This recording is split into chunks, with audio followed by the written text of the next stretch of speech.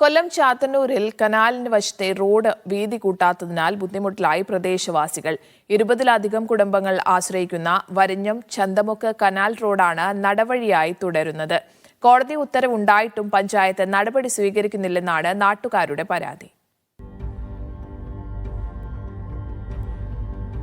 ഒരു ദിവസം ഞാനിങ്ങനെ സൈക്കിളിൽ പൊയ്ക്കൊണ്ടിരിക്കുകയായിരുന്നു.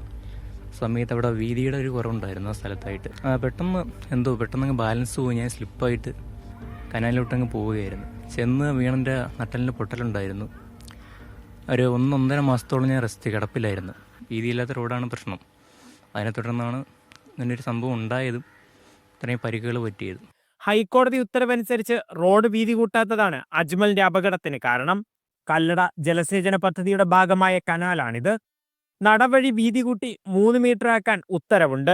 പക്ഷേ പണികൾ ആരംഭിക്കുന്നില്ല. ഇതിലെ വഴി നടക്കാൻ പറ്റുന്നില്ല. കൊച്ചുമക്കൾ സ്കൂളിൽ പോണവരുണ്ട്. അതെല്ലാം ബുദ്ധിമുട്ട് തന്നെ. ഈ കുഴിയിൽ നോക്കാതെ വന്നാൽ ഈ കുഴിയിൽ വീഴും. രാത്രി കാലങ്ങളിലായിരുന്നാലും മഴ പെയ്താലും നിറച്ച് കാടും കയറി ഇങ്ങനെ വളരെ ബുദ്ധിമുട്ടായിട്ട് കിടക്കും. പ്രധാന പാതയിൽ നിന്ന് കനാൽ റോഡിലേക്ക് കയറുന്ന ഭാഗത്താണ് വീതിയില്ലാത്തത്. നിരവധി പരാതികൾ നൽകിയതിന്റെ അടിസ്ഥാനത്തിൽ റീസർവേ ഉൾപ്പെടെ നടത്തി. സർക്കാർ ഭൂമി തിരിച്ചുപിടിച്ച് റോഡ് വീതി കൂട്ടാൻ നടപടിയെടുക്കുന്നില്ല എന്നതാണ് പരാതി. അവിടെ ചില സ്വകാര്യ വ്യക്തികളുടെ കയ്യേറ്റമുണ്ട്. പക്ഷേ ആ സ്വകാര്യ വ്യക്തികളുടെ കയ്യേറ്റമാണെന്ന് സർവേയിൽ തെളിഞ്ഞു. കോടതി വിധിയിൽ അത് വെട്ടിത്തരണം എന്ന് നടപടി ഉണ്ടായി. പക്ഷേ അതിൽ വന്ന പ്രശ്നം എന്ന് പറയുമ്പോഴത്തേക്കും ആ ഒരു വിധിയെ നടപ്പിലാക്കുന്നതിന് നമ്മുടെ സർക്കാർ ഉദ്യോഗസ്ഥർക്ക് കഴിയുന്നില്ല.